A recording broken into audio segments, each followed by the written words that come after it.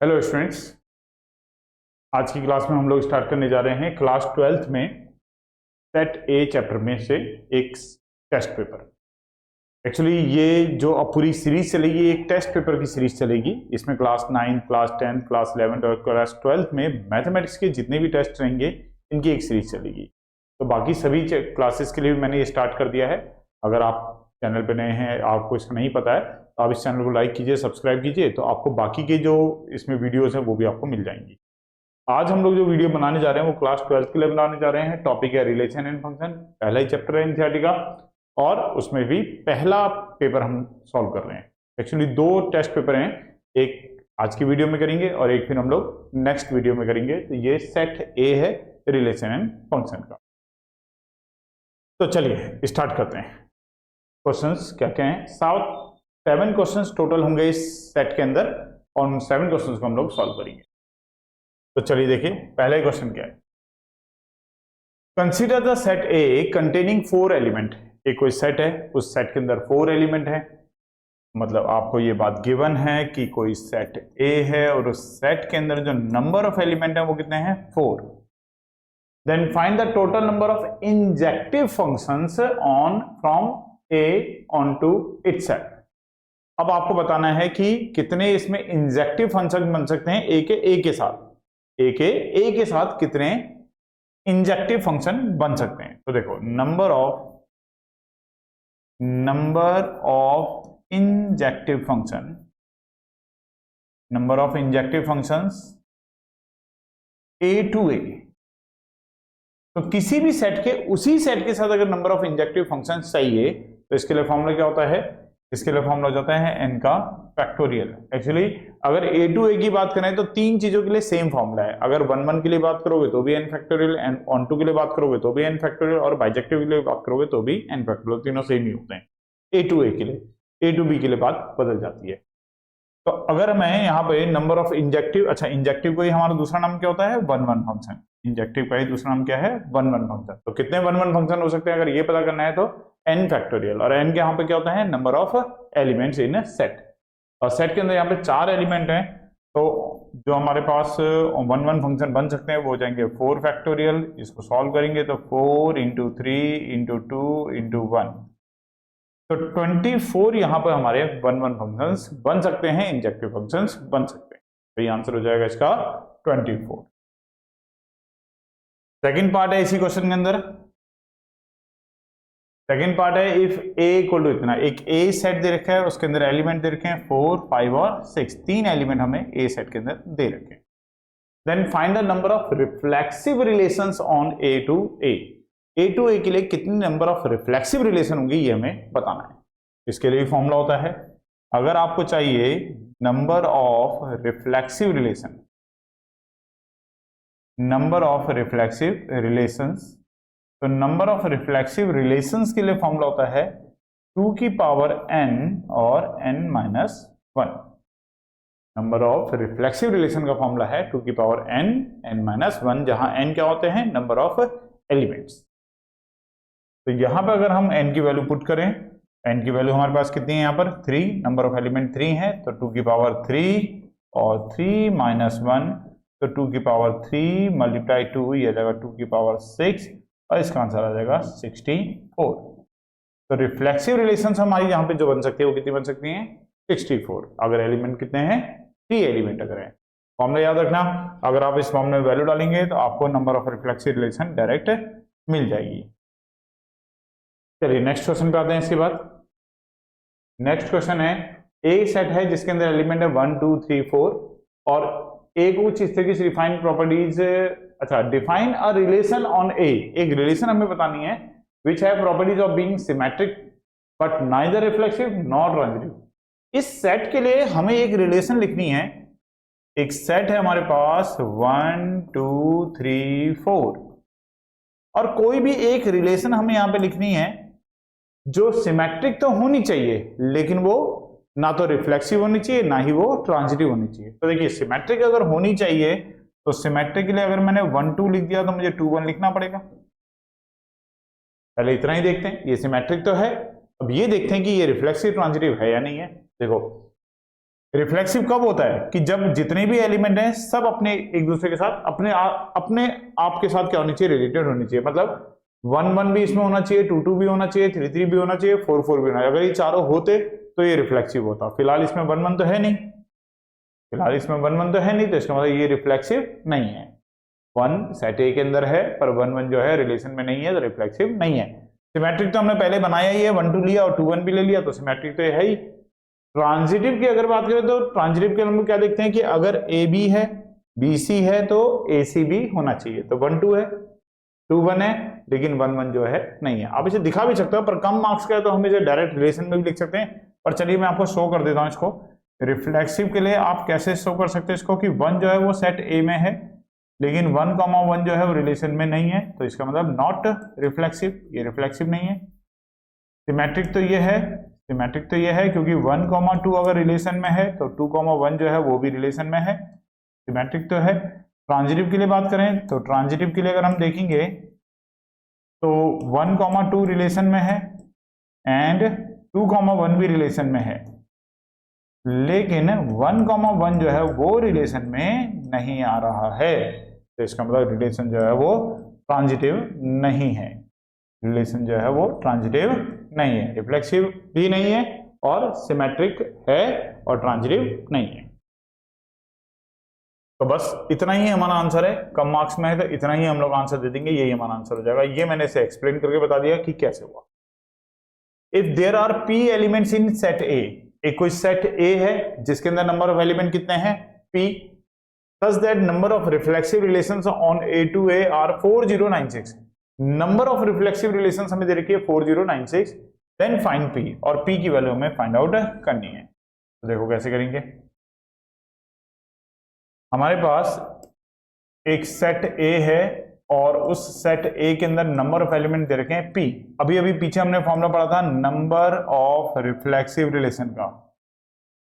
Number of reflexive relations की अगर मैं बात करूं तो नंबर ऑफ रिफ्लेक्सिव रिलेशन का अभी हमने फॉर्मूला पढ़ा था 2 की पावर n और n-1। ये नंबर ऑफ रिफ्लेक्सिव रिलेशन का फॉर्मूला है। यहां क्वेश्चन में हमें उसने नंबर ऑफ रिफ्लेक्सिव रिलेशन दे रखी है 4096। नंबर ऑफ रिफ्लेक्सिव रिलेशन दे रखी है यहां पर 4096 और नंबर ऑफ एलिमेंट दे रखे हैं p, तो p और p-1। अब यहां से हमें सॉल्व करके p की वैल्यू फाइंड आउट करनी है। तो 406 को अगर आप प्राइम फैक्टराइज करो तो 406 अगर आप सॉल्व करोगे तो 406 जो होगा वो 2 की पावर 12 आपको मिल जाएगा। अगर आप 4096 को प्राइम फैक्टराइज करेंगे और 2 से करना शुरू करेंगे तो 12 बार अगर आप करेंगे तो 2 की पावर 12 आपको मिल जाएगा। तो 2 की पावर में p और p-1। अब दोनों तरफ बेस सेम है, पावर इक्वल हो जाएंगे तो 12 इक्वल हो जाएगा p और p-1। अब एक तरीका यहाँ पे करने का ये होता है कि हम इसको अंदर मल्टीप्लाई करें, एक क्वाड्रेटिक इक्वेशन बनाए, उसमें मिडिल टर्म स्प्लिटिंग करें, वहां से p की वैल्यू निकालें। पर ये लंबा तरीका है। ज्यादा आसान तरीका क्या है कि अगर ये दो कॉन्जिक्यूटिव नंबर है p और p-1, दो कॉन्जिक्यूटिव नंबर है तो 12 को भी दो कॉन्जिक्यूटिव नंबर में ब्रेक कर लो। 4 × 3 लिख सकते हैं। अगर 12 को भी मैं दो कॉन्जिक्यूटिव नंबर में ब्रेक करूंगा तो 12 को क्या लिख लेंगे 4 × 3 और कंपेयर करके हम यहाँ पर वैल्यू निकाल लेंगे। यहाँ पे हम इसकी वैल्यू कंपैरिजन से निकाल लेंगे। कंपैरिजन से p की जो बड़ा वाला होगा वो बड़े वाले के इक्वल हो जाएगा। तो यहाँ पे जो बड़ा वाला है, बड़ा वाला कौन है p, और p × p-1। तो यहाँ पे बड़ा वाला कौन है p और यहाँ पे बड़ा कौन है 4। तो बड़े को बड़े के इक्वल कर देंगे तो p की जो वैल्यू हो जाएगी वो कितनी हो जाएगी 4, और यही हमारा हो जाएगा इसका आंसर। ठीक है। तो नंबर ऑफ रिफ्लेक्सिव रिलेशन उसने हमें 4096 दी थी। फॉर्मूला ये होता है 2 की power n-1, n number of element दे रखे थे p, फॉर्मूले में वैल्यू डाली, फिर इसको सिंप्लीफाई किया तो ये 2 की पावर 12 आ जाएगा। ये मैंने करके नहीं दिखाया, ये आप लोग कर देना। फिर बेस से में पावर इक्वल करेंगे तो बड़े को बड़े के इक्वल करेंगे तो p की वैल्यू कितनी हो जाएगी 4 आ जाएगी। चलिए नेक्स्ट क्वेश्चन पे आते हैं। इसके बाद यहां पर एक रिलेशन आपको दे रखी है a, b रिलेटेड है, रिलेशन में है, और रिलेशन ऐसी है कि 1 + ab जो है वो ग्रेटर देन 0 है। और सेट किस चीज का है, सेट है रियल नंबर का। सारे रियल नंबर के बात चल रही, मतलब अगर क्वेश्चन में ऐसे देखा है कि अगर a रिलेटेड b के साथ है तो ये इंप्लाई करता है कि 1 + ab जो होगा ना वो ग्रेटर देन 0 होगा। रिलेशन ऐसी है कि ए बी के साथ रिलेटेड तब होगा जब 1 प्लस ए इंटू बी करने पर 0 से क्या होगा, बड़ा होगा, मतलब पॉजिटिव आ रहा होगा, तब रिलेटेड। तो करना है कि रिफ्लेक्सिव भी है, सिमेट्रिक भी है, लेकिन ट्रांजिटिव नहीं है। तो चलो एक एक करके शो करते हैं। रिफ्लेक्सिव, रिफ्लेक्सिव किसी भी रिलेशन को हम कब बोलते हैं, जब ए जो हो वो ए के साथ रिलेटेड होगा, तब हम बोलेंगे कि ये रिफ्लेक्सिव है। तो अगर आप यहां पर बी की जगह देखो, रिफ्लेक्सिव का सबसे बढ़िया तरीका क्या होता है, आपको बी की जगह पे क्या कर देना है, ए कर देना है। अगर ए और बी की बात चल रही ना, और आपको क्या दिखाना है, ए के साथ रिलेटेड है यानी, तो बी की जगह पे आप ए लिखो और देखो कंडीशन सेटिस्फाइड हो रही है या नहीं हो रही। अगर मैं यहां पर बी की जगह पर ए कर दूं, बी की जगह पे ए कर दूं ग्रेटर देन 0, तो क्या 1 प्लस ए स्क्वायर ग्रेटर देन 0 होगा या नहीं होगा। तो देखो ए स्क्वायर जो है वो हमेशा पॉजिटिव नंबर रहेगा, कभी नेगेटिव बनेगा नहीं, स्क्वायर की वैल्यू हमेशा पॉजिटिव होती है, और उसके साथ 1 को ऐड भी करेंगे तो पक्की बात है इसका वैल्यू हमेशा पॉजिटिव ही आएगी, नेगेटिव कभी आएगी नहीं। ए चाहे आप कोई भी रियल में डाल दो, प्लस में डाल लो, चाहे माइनस में डाल लो, चाहे फ्रैक्शन में डाल लो, ये नेगेटिव कभी नहीं आएगा, जब भी आएगा हमेशा कैसा आएगा, पॉजिटिव आएगा। तो अगर 1 प्लस ए स्क्वायर 0 से बड़ा आ रहा है तो हम कह सकते हैं कि ए के साथ रिलेटेड है, और अगर ए के साथ रिलेटेड है तो रिलेशन जो है वो कैसी हो जाएगी, रिफ्लेक्सिव रिलेशन हो जाएगी, रिलेशन जो है वो रिफ्लेक्सिव हो जाएगी। इसी तरीके से अब हम सिमेट्रिक की बात करते हैं कि क्या ये रिलेशन सिमेट्रिक है या नहीं है। तो अगर ए बी रिलेटेड है सी डी के साथ, सॉरी अगर नहीं एक ये मैंने दूसरे फॉर्म में लिख दिया इसको। अच्छा, अगर ए कॉमा बी बिलोंग कर रहा है रिलेशन, ठीक ही लिखा था, अगर ए कॉमा बी बिलोंग कर रहा है रिलेशन से, अगर ए कॉमा बी बिलोंग कर रहा है रिलेशन से, तो रिलेशन ये कह रही है कि 1 प्लस ए बी जो होगा वो क्या होगा, greater than 0। 1 plus A B क्या होगा, ग्रेटर देन 0 का, ये तो डेफिनेशन है कि अगर ए रिलेटेड बी है तो इसका मतलब 1 प्लस ए बी क्या होगा, ग्रेटर देन 0 होगा। सिमेट्रिक में हमें दिखाना है कि क्या बी की जगह पे ए और ए की जगह पे बी करने पर ये कंडीशन सेटिस्फाइड रहती है, नहीं है तो रहेगी। ये मल्टीप्लाई में है, मल्टीप्लाई में आप ऐसे तो लिख ही सकते हैं ना, अगर ए बी है तो इसे हम बी इंटू ए लिख सकते हैं। अगर ए की जगह पे बी और बी की जगह पे ए करने पे भी कंडीशन सेटिस्फाइड हो रही है तो इसका मतलब क्या हुआ, इसका मतलब ये हुआ कि बी कॉमा ए जो है वो भी रिलेशन में है, और अगर बी ए भी रिलेशन में है तो इसका मतलब रिलेशन कैसी है, सिमेट्रिक है। ठीक है ना। रिफ्लेक्सिव में हमें क्या करना होता है, बी की जगह पे ए करना होता है, बी की जगह पे ए करने पे कंडीशन सेटिस्फाइड रहनी चाहिए। सिमेट्रिक में क्या करना होता है कि ए की जगह पे बी और बी की जगह पे ए करके देखना होता है कि अगर उससे भी सेम कंडीशन बन रही है, रिलेशन सेटिस्फाइड हो रही है, तो इसका मतलब बी ए भी रिलेशन में आ जाएगा। अब ट्रांजिटिव के लिए हमें देखना है कि ट्रांजिटिव नहीं है, अगर नहीं है तो हमें कोई एग्जाम्पल ढूंढना पड़ेगा उसका, जिसको हम देकर के बात बोलेंगे कि ये ट्रांजिटिव नहीं है। तो चलिए ट्रांजिटिव के लिए अब हमें कोई एग्जाम्पल यहां पर दिखाना पड़ेगा कि कोई एग्जाम्पल ऐसा। तो देखो ट्रांजिटिव होगा कैसे, पहले मैं ट्रांजिटिव के बारे में एक्सप्लेन कर दूं कि हमें करना क्या है। हमें करना यह है कि ए कॉमा बी तो रिलेशन में होना चाहिए, एंड बी कॉमा सी जो है वो भी रिलेशन में होना चाहिए, ठीक है ना, और ए कॉमा सी जो है वो रिलेशन में नहीं होना चाहिए, वो रिलेशन में नहीं होना चाहिए, ये रिलेशन में नहीं होना चाहिए। अगर हमने एक भी एग्जांपल ऐसा देख लिया कि ऐसा नहीं है तो इसका मतलब ये रिलेशन कैसी हो जाएगी, नॉट ट्रांजिटिव। अगर हमें ऐसा कोई भी एक एग्जांपल मिल गया जहां ए बी रिलेशन में है बी सी रिलेशन में है पर ए सी रिलेशन में नहीं है, तो हम बोल देंगे कि रिलेशन जो है ट्रांजिटिव नहीं है। तो कोई एग्जाम्पल हमें देखना पड़ेगा। दे देखिए कोई भी रियल नंबर हम ले सकते हैं, जैसे पहले मैं कोई एक एग्जांपल लेके देखता हूं, अगर गलत होगा तो इसको मिटा देंगे, फिर उसके बाद दूसरा एग्जांपल लेके देखेंगे। देखो जैसे अगर मैंने लिया a की वैल्यू 2 ली और b की वैल्यू 3 ली, तो क्या 1 plus A be greater than 0 होगा? हाँ होगा, मतलब 1 प्लस 2 इंटू 3 जो होगा वो ग्रेटर देन 0 होगा, जिसका मतलब 2,3 रिलेशन में है, ये रिलेशन में है। और अगर मैं c की वैल्यू ले लूं जैसे 4, तो 1 प्लस बी सी देखेंगे, 1 प्लस बी सी अगर देखेंगे मतलब 1 प्लस बी की जगह पे 3 सी की जगह पे 4 लेके देखो, तो क्या ये ग्रेटर देन 0 आ रहा है? क्या ये ग्रेटर देन 0 आ रहा है? 1 प्लस 12 ग्रेटर देन 0, हाँ 1 प्लस 12 भी ग्रेटर देन 0 आ रहा है। तो इसका मतलब 2,3 रिलेशन में है, 3,4 भी रिलेशन में है। 2,3 रिलेशन में है, 3,4 भी रिलेशन में है। अब देखना है क्या क्या 2,4 रिलेशन में है या नहीं है। अगर नहीं हुआ तो रिलेशन नॉट ट्रांजिटिव हो जाएगी, अगर हुआ तो इसका मतलब इस एग्जांपल से तो ये रिलेशन ट्रांजिटिव हो रही है। तो देखते हैं, चलो अब एक काम करते हैं, 1 प्लस a इंटू सी निकाल के देखते हैं। a की जगह पे 2 डालते हैं और c की जगह पे 4 डालते हैं, तो 1 प्लस 8 आएगा। क्या ये ग्रेटर देन 0? हाँ, ये भी ग्रेटर देन 0 है, तो इसका मतलब 2,4 जो है वो भी रिलेशन में है।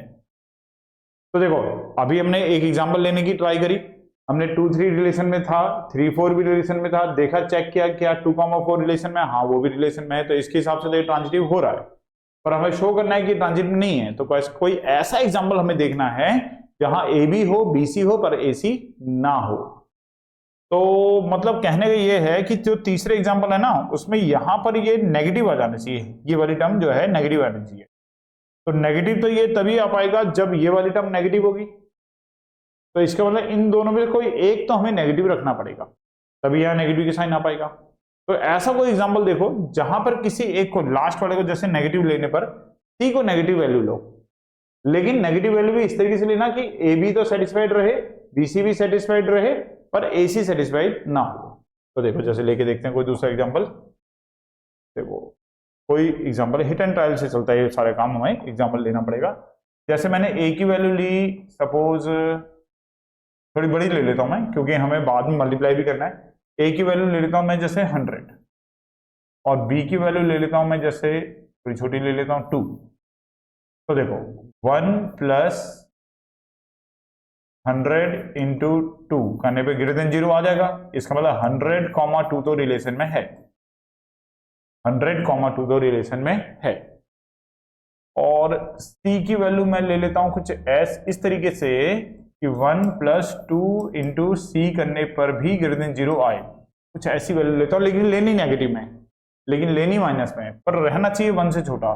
तो c की वैल्यू मैं माइनस में 0.1 ले लेता हूं, माइनस में 0.1, माइनस में, अगर मैंने नेगेटिव में ले लिया इसे, माइनस में 0.1 ले लेता हूं मैं इसको। तो जरा चेक करते हैं कि माइनस 0.1 के साथ मल्टीप्लाई करने पर क्या ये ग्रेटर देन 0 आ रहा है। तो 1 माइनस 0.2 आएगा, ये 0.8 आएगा, हाँ आ रहा है, ये भी क्या है, ग्रेटर देन 0 आ रहा है, ये भी ग्रेटर देन 0 आ रहा है। इसका मतलब 2 कॉमा माइनस का 0.1 जो है वो भी रिलेशन में है, 2 कॉमा माइनस का 0.1 जो है वो भी रिलेशन में है। अब तीसरा चेक करते हैं, क्या 100 कॉमा माइनस 0.1 है या नहीं है। तो 1 प्लस 100 की मल्टीप्लाई माइनस 0.1 के साथ करके देखते हैं क्या ये आ रहा है 0 से बड़ा या नहीं। अगर 0 से बड़ा आया तो ट्रांजिटिव का केस बन जाएगा, अगर नहीं आया तो ट्रांजिटिव का केस नहीं बनेगा और नॉट ट्रांजिटिव हो जाएगा। 100 को मल्टीप्लाई 0.1 से करेंगे तो माइनस का 10 आ जाएगा, और 1 माइनस 10 करेंगे तो माइनस 9 आया। तो ये देखो, क्या ये ग्रेटर देन 0 आया? नहीं, ये ग्रेटर देन 0 नहीं आया, ये नेगेटिव में आ गया।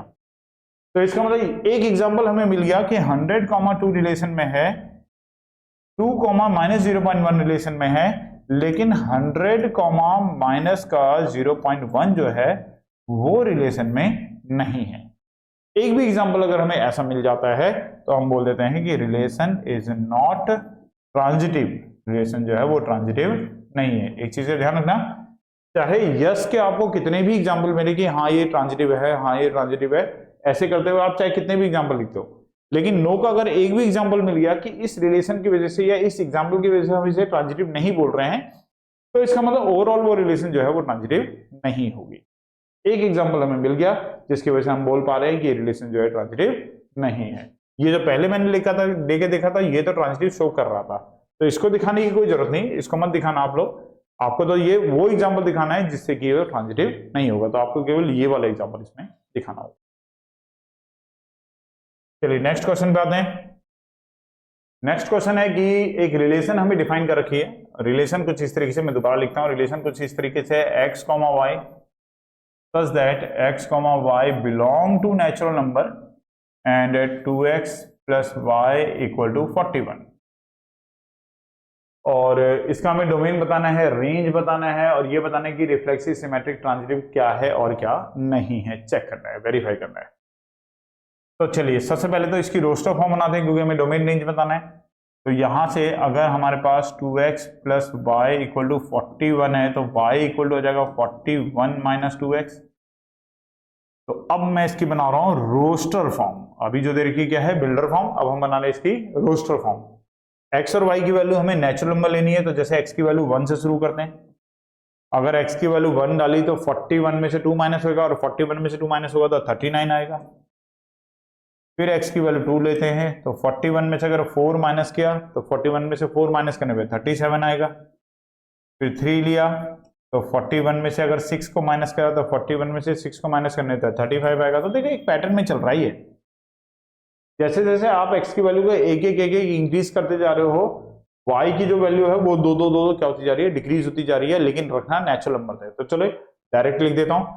3 के बाद जब मैं 4 लूंगा तो ये 2 कम हो जाएगा 33, 5 लेने पर ये 2 कम हो जाएगा तो 31, 6 लेने पे फिर 2 कम हो जाएगा तो 29, और 7 लेने पर फिर 2 कम हो जाएगा तो 27, 8 लेने पे फिर से 2 कम हो जाएगा तो 25, और 9 लेने पे फिर 2 कम हो जाएगा तो 23, 10 लेने पे फिर 2 कम हो जाएगा तो 21, 11 से आ जाएगा 19, 12 से आ जाएगा 17, 13 से आ जाएगा 15, और 14 से आ जाएगा 13, और 15 से आ जाएगा 11, दो कम करते जा रहे हैं।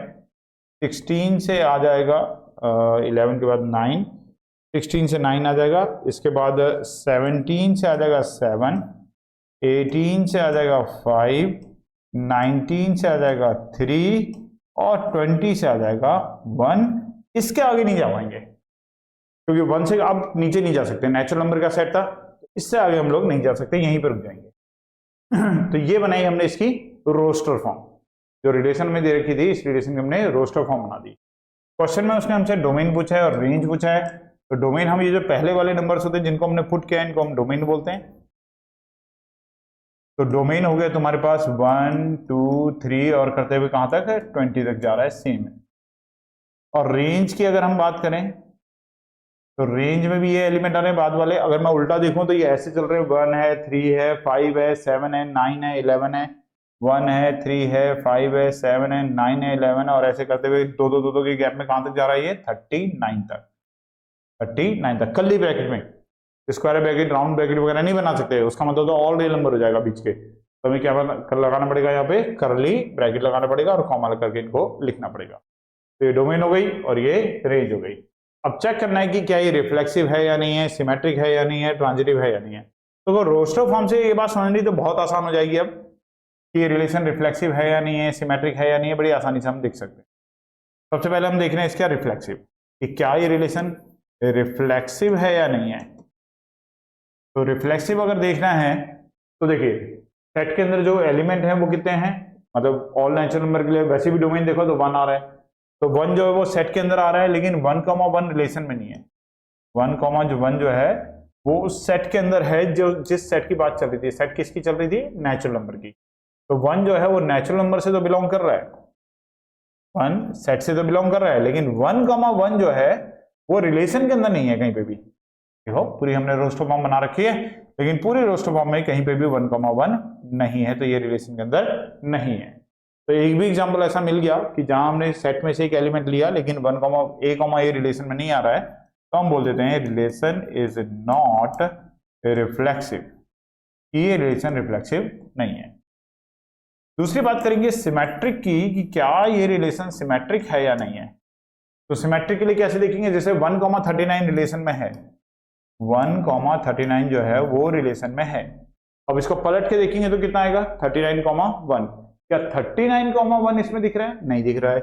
नहीं दिख रहा है तो इसका मतलब नहीं है, 39,1 जो है वो रिलेशन में नहीं दिख रहा है। तो इसका मतलब relation is not symmetric, relation जो है वो सिमेट्रिक रिलेशन नहीं है।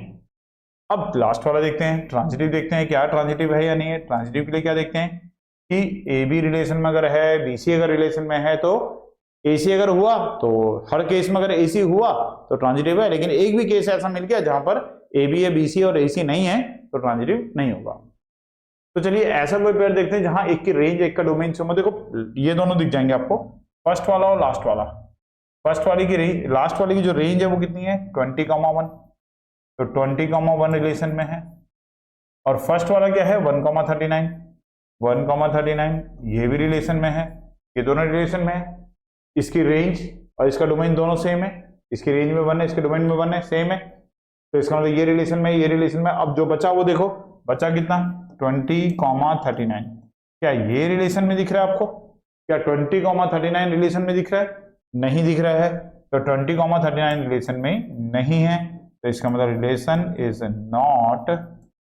Is not transitive. इसका मतलब ये रिलेशन ट्रांजिटिव रिलेशन नहीं है। तो ना तो ये रिफ्लेक्सिव आई, ना ये सिमेट्रिक आई, और ना ही ये ट्रांजिटिव आई, कुछ भी नहीं हुई ये रिलेशन। तो यही उसने हमसे क्वेश्चन में पूछा था कि इसको चेक करना था, इसको वेरीफाई करना था कि रिफ्लेक्सिव सिमेट्रिक ट्रांजिटिव क्या है और क्या नहीं है। इसके अलावा क्वेश्चन में क्या पूछा गया था हमसे? डोमेन पूछा गया था और रेंज पूछा गया था। तो कुछ भी नहीं आया रिलेशन में रिफ्लेक्सिव सिमेट्रिक ट्रांजिटिव, तो कुछ नहीं आया, बस हमने डोमेन रेंज दे दिया। फिर इसके बाद चलिए नेक्स्ट क्वेश्चन पे आते हैं। इसके बाद फिफ्थ क्वेश्चन है हमारे पास कि अगर कोई फंक्शन है R2R, मतलब डोमेन ऑल रियल नंबर और कोडोमेन जो है वो भी ऑल रियल नंबर है। एक फंक्शन है हमारे पास, फंक्शन जो है वो R2R है, मतलब डोमेन हम कोई भी रियल नंबर डाल सकते हैं और कोडोमेन में भी कोई भी रियल नंबर हो सकता है। और एक फंक्शन हमें दे रखा है fx इक्वल टू 4x³ + 7, और हमें देखना है कि ये शो दैट करना है कि फंक्शन जो है वो बाइजेक्शन शो कर रहा है। बाइजेक्शन मतलब ये 1 भी है और ऑन टू भी है, मतलब इंजेक्टिव भी है और सर्जेक्टिव भी है। तो चलिए चेक करते हैं कैसे है या नहीं है। सबसे पहले बात करते हैं 1 की। तो तरीका करता है, देखो 1 की दो कंडीशन होती हैं। अगर fx1 इक्वल टू fx2 है तो x1 इक्वल टू x2 के आ जाना चाहिए 1 के लिए, एक कंडीशन है। दूसरी कंडीशन होती है कि अगर x1 x2 इक्वल नहीं है तो fx1 और fx2 भी इक्वल नहीं होना चाहिए। दो कंडीशन होती हैं। तो अगर हम ले रहे हैं यहां पर कि fx1 इक्वल टू fx2, तो यहां से सॉल्व करके अगर आपने ये प्रूफ कर दिया कि x1 इक्वल टू x2 है तो इसका मतलब फंक्शन कैसा हो जाएगा 1 हो जाएगा। तो चलिए फंक्शन ये है हमारे पास, fx1 का मतलब x की जगह पे हम x1 लिखेंगे, fx2 का मतलब हम x की जगह पे x2 लिखेंगे। 7 से 7 कट जाएगा तो 4x1³ इक्वल टू 4x2³, 4 से 4 कट जाएगा तो x1³ इक्वल टू x2³। देखिए इवन पावर में हम जानते हैं कि कोई भी इवन पावर अगर हटाते हैं तो प्लस माइनस साइन नहीं आता है, केवल क्या आएगा x1 इक्वल टू x2 आएगा। अगर ऑड पावर में, ऑड पावर अगर हटाएंगे तो प्लस माइनस नहीं आएगा। अगर इवन पावर होती जैसे 2 होता, 4 होता, 6 होता, हटाने पर प्लस माइनस भी आता है। फिलहाल यहाँ पे प्लस माइनस नहीं लगेगा, केवल x1 इक्वल टू x2 आएगा। और अगर ये x1 इक्वल टू x2 आ रहा है तो हम कह सकते हैं कि फंक्शन जो है वो 1 फंक्शन हो गया। तो 1 तो बड़े आराम से हुआ ये वाला। अब चेक करते हैं क्या ये ऑन टू है या नहीं है। ऑन टू का तरीका क्या होता है, जो फंक्शन होता है उसे हम लेट कर लेते हैं y के इक्वल, तो y इक्वल टू 4x³ + 7, यहां से आएगा y - 7 इक्वल टू 4x³, यहां से x³ इक्वल टू आएगा y - 7 अपन में 4। अब हमारे पास जो ग्रुप दे रखा होता है वो कैसे दे रखा था, FR2R। तो ये वाला जो ग्रुप होता है, ये वाला जो होता है सेट किसके लिए होता है, ये x के लिए, और ये वाला जो सेट होता है किसके लिए होता है, y के लिए। कहने का मतलब x की वैल्यू कोई भी रियल नंबर और y की वैल्यू कोई भी रियल नंबर। तो अगर मैं यहां पर y की वैल्यू कोई भी रियल नंबर लेता हूं और मुझे हमेशा x की वैल्यू एक रियल नंबर मिलती है, तब तो इसका मतलब ये ऑन टू है। लेकिन अगर एक भी y की वैल्यू आपने मुझे ऐसी बता दी या आपने ऐसी सर्च कर ली जहां पर y की वैल्यू आप रियल नंबर तो डाल रहे हो लेकिन x की वैल्यू रियल नंबर नहीं आ रही है, तो इसका मतलब ऑन टू नहीं होगा। अगर एक भी एग्जांपल मिल गया, जैसे अगर मैं यहां पर y की वैल्यू ले लूं, कुछ भी ले लूं, तो पक्की बात है आई जाएगा। देखो क्यूब रूट ना आप हर किसी का कर सकते हो, क्यूब रूट आप पॉजिटिव का भी कर सकते हो, नेगेटिव का भी कर सकते हो, किसी का भी कर सकते हो। y - 7/4 की पावर कितनी है, 1/3। स्क्वायर रूट में प्रॉब्लम है, इवन रूट में प्रॉब्लम है। इवन रूट में नॉट डिफाइंड होता है, इमेजिनरी नंबर बनता है, पर अगर ऑड रूट है तो ऑड रूट में वो हमेशा कैसा रहेगा, डिफाइंड रहेगा।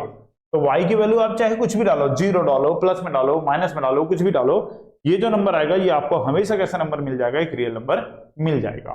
तो इसका मतलब हमें कोई एग्जांपल ऐसा नहीं मिल रहा कि जहां हम y रियल नंबर ले और x रियल नंबर ना है, ऐसा कोई एग्जांपल नहीं मिल रहा।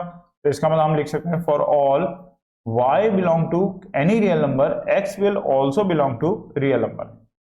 y की वैल्यू आप कोई भी रियल नंबर ले लो, x की वैल्यू पक्की बात आपको क्या मिल जाएगी, रियल नंबर मिल जाएगी। और अगर हमेशा ऐसा हो रहा है, अगर हमेशा ऐसा हो रहा है तो हम कह सकते हैं कि f is onto function, function जो है वो ऑन टू फंक्शन भी है। अब फंक्शन वन वन भी है, फंक्शन ऑन टू भी है, मतलब फंक्शन इंजेक्टिव भी है, फंक्शन सर्जेक्टिव भी है। वन वन को क्या बोलते हैं, इंजेक्टिव, ऑन टू को क्या बोलते हैं, सर्जेक्टिव। तो अगर वन वन भी है ऑन टू भी है तो पूछा था कि show that F is a bisection, तो हाँ तो हो गया, वन वन भी है ऑन टू भी है, मतलब इंजेक्टिव भी है सर्जेक्टिव भी है, तो हैंस हम बोल सकते हैं, हैंस हम बोल सकते हैं कि F is a bijective function. Function जो है वो एक बाइजेक्टिव फंक्शन हो रहा है क्योंकि वो वन वन भी हो रहा है और वो ऑन टू भी हो रहा है, दोनों कंडीशन उसने सेटिस्फाई कर दी। नेक्स्ट क्वेश्चन भी इसी टॉपिक का है, सेम टॉपिक का क्वेश्चन है। इसमें भी ऐसी एक फंक्शन दे रखा है एफ आर टू आर और एक फंक्शन है f x equal to A x plus B, और इसको भी हमें चेक करना है कि ये वन वन ऑन टू है या नहीं। अब ये क्वेश्चन भी आप लोग आसानी से कर सकते हैं, बिल्कुल सेम उसी तरीके से। जैसे अगर आपको इसका वन वन चेक करना है तो वन वन चेक करने के लिए आप लोग क्या करेंगे, F X one equal to F X two लेंगे, ये आएगा A X one plus B equal to A X two plus B, और यहाँ पर b से b कैंसिल हो जाएगा तो a x1 equal to a x2, a से a भी कैंसिल हो जाएगा तो x1 इक्वल टू x2। केवल x1 इक्वल टू x2 आ रहा है तो इसका मतलब फंक्शन जो है वो वन वन फंक्शन आ रहा है। वन वन का ही दूसरा नाम क्या होता है, इंजेक्टिव। ऑन टू के लिए भी सेम कंडीशन, बिल्कुल सेम उस तरीके से जैसे पीछे वाला सॉल्व किया। अभी ऑन टू के लिए लेट करेंगे y इक्वल टू कितना, ax प्लस बी, यहां से इधर आएगा तो y minus B equal to A x, और x अलग कर लेंगे तो y माइनस बी अपॉन में a। अब चेक करो कि y की वैल्यू अगर हम रियल नंबर ले रहे हैं तो क्या x की वैल्यू डेफिनेटली रियल नंबर मिलेगी, या कोई ऐसा एग्जांपल है जहां पर नहीं मिलेगी, मिलेगी। नॉट डिफाइंड होने का कोई मतलब नहीं है, नॉट रियल आने का कोई मतलब नहीं है। तो इसका मतलब y की वैल्यू आप चाहे कुछ भी रियल नंबर ले लो, पक्की बात है x की वैल्यू आपको रियल नंबर मिल जाएगी।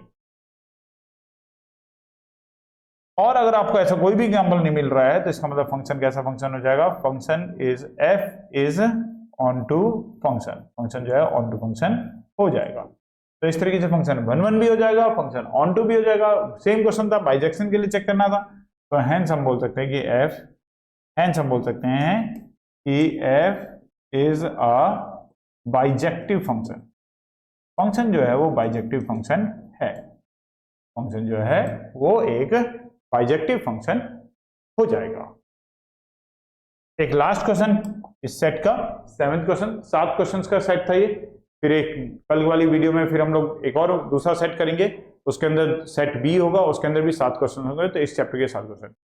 तो अगर आप इन दोनों 14 क्वेश्चंस को कर लेते हैं तो ऑलमोस्ट ये चैप्टर पूरा का पूरा आप लोगों का रिवाइज हो जाएगा। कुछ बेसिक कॉन्सेप्ट जो थोड़ी छोटी बातें थी वो मैंने यहाँ पे नहीं बता पाया हूँ, और बाकी ये वाला जो क्वेश्चन है इसके जैसे क्वेश्चन एक और मैंने कराया था, वो मैंने एक लाइव क्लास आप लोग के लिए ली थी, उसको अगर आप देखेंगे तो वहां पर आप इस क्वेश्चन के और इसके टाइप के और बाकी क्वेश्चन भी वहां पर लोग कर सकते हैं।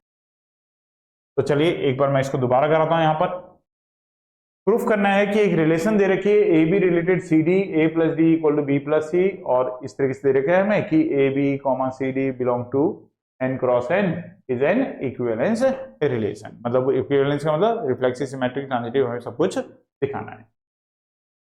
तो देखो रिलेशन क्या है, मैं दोबारा लिखता हूं यहाँ पर, अगर ए बी रिलेटेड है सी डी के साथ तो ये इंप्लाई करता है कि A plus D equal to B plus C. लेकिन इसको ऐसे नहीं बोलना, A plus D equal to B plus C, ऐसे नहीं बोलना। ऐसे बोलने में तो बड़ा कंफ्यूजन होता है, फर्स्ट सेकंड करके बोलना है। कैसे बोलना है देखो, अगर मैं बोलता हूँ जैसे ए जो है वो फर्स्ट है, बी जो है वो न्यूमेरिक उसमें लिख लेगा मैं नंबर्स में, ए जो है वो फर्स्ट है, बी जो है वो सेकंड है, सी जो है वो थर्ड है, डी जो है वो फोर्थ है। तो रिलेशन क्या है कि फर्स्ट को प्लस करना है फोर्थ के साथ, और वो इक्वल टू होगा सेकंड प्लस थर्ड के। ये रिलेशन है कि फर्स्ट का और फोर्थ का सम सेकंड और थर्ड के सम के इक्वल है, ये रिलेशन है। अब देखना है कि ये रिलेशन रिफ्लेक्सिव सिमेट्रिक वगैरह है या नहीं है। सबसे पहले चेक करते हैं इसका रिफ्लेक्सिव। रिफ्लेक्सिव के लिए देखो, अगर रिफ्लेक्सिव के लिए हमें अगर दिखाना है कि रिलेशन इज रिफ्लेक्सिव, अगर हमें दिखाना है कि रिलेशन इज रिफ्लेक्सिव, तो हमें ये दिखाना पड़ेगा कि ए बी रिलेटेड है ए बी के साथ, ये हमें दिखाना पड़ेगा। A B related A B के साथ पता है कब बोला जाएगा? जब फर्स्ट प्लस फोर्थ इक्वल होगा सेकंड प्लस थर्ड के। फर्स्ट में कितना है ए, फोर्थ में कितना है बी, सेकंड में कितना है बी, थर्ड में कितना है ए। अब जरा बताओ, क्या A plus B equal to B plus A होता है? होता है, बिल्कुल होता है भाई। ए प्लस बी का तो इक्वल होता ही है। अगर ए प्लस बी अब देखो, अब मैं इसे थोड़ा सा रिवर्स लेके चला, उल्टा लेके चला, तो उल्टा लेके चलते हैं इनको, वरना सीधे में तो नहीं समझ में आता, तो उल्टा लेके चले।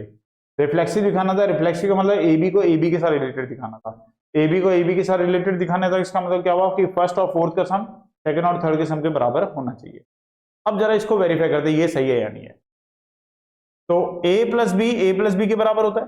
ए प्लस बी को हम बी प्लस ए लिख सकते हैं। जैसे ही ऐसा लिखेंगे तो first plus fourth equal to second plus third वाली कंडीशन आ जाएगी, और ए बी जो होगा वो ए बी के साथ रिलेटेड हो जाएगा, और रिलेशन कैसे हो जाएगी? रिफ्लेक्सिव। सिमेट्रिक चेक करते हैं कि क्या ये रिलेशन सिमेट्रिक है या नहीं है।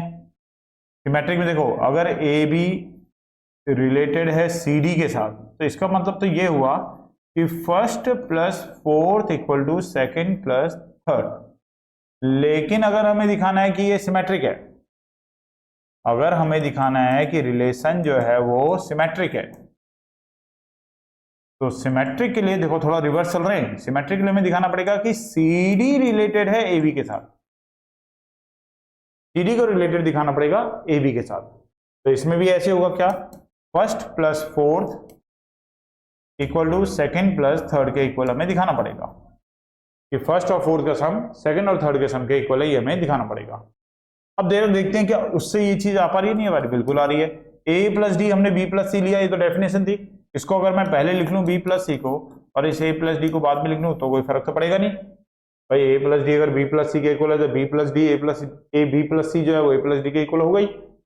और बी प्लस सी को हम सी प्लस बी भी लिख सकते हैं, ए प्लस डी को हम डी प्लस ए भी लिख सकते हैं। जैसे ही ऐसा लिखा, first plus fourth equal to second plus third वाली कंडीशन आ गई, और सी डी जो हो गया वो रिलेटेड आ गया किसके साथ? ए बी के साथ। तीसरी कंडीशन लेते हैं। तीसरी कंडीशन ट्रांजिटिव की होती है। ट्रांजिटिव में हम लोग कैसे लेते हैं कि अगर ए बी रिलेटेड है सी डी के साथ, एंड अगर सी डी रिलेटेड है ई एफ के साथ, ए बी रिलेटेड है सी डी के साथ और सी डी रिलेटेड है ई एफ के साथ, और आपको दिखाना है रिलेशन को क्या? ट्रांजिटिव। आप दिखाना चाहते हो कि रिलेशन इज ट्रांजिटिव, तो आपको दिखाना ये पड़ेगा कि ए बी रिलेटेड है ई एफ के साथ, ये दिखाना पड़ेगा। तो देखो यहां से जो बात आएगी वो क्या आएगी कि first plus fourth equal to second plus third, और यहां से जो आएगा वो क्या आएगा? रिलेशन के according first plus fourth equal to second plus third. और हमें लाना क्या है? हमें लाना यह है कि first plus fourth equal to second plus third हमें लाना है। इन दोनों को सिंप्लीफाई करके ये चीज ले आओ किसी तरीके से। अगर ये चीज आ गई तो इसका मतलब ए बी रिलेटेड हो जाएगा ई एफ के। अब देखो यहां पे सी डी नहीं चाहिए, तो यहां से सी डी की वैल्यूज निकालते हैं। ये डी को उधर भेजते हैं, ए माइनस बी इक्वल हो जाएगा C minus D, equation number 1। And यहां से डी को इधर भेजते हैं, तो सी माइनस डी इक्वल हो जाएगा ई माइनस एफ। और अगर हम इन दोनों इक्वेशन को कंपेयर करें from equation first and second, तो जैसे आप फर्स्ट और सेकेंड को कंपेयर करोगे, तो a माइनस बी जो जाएगा वो इक्वल आ जाएगा किसके? e माइनस एफ के। तो ये भी c माइनस डी के इक्वल है, ये भी c माइनस डी के इक्वल है, तो इसका मतलब a minus B equal to e minus F के।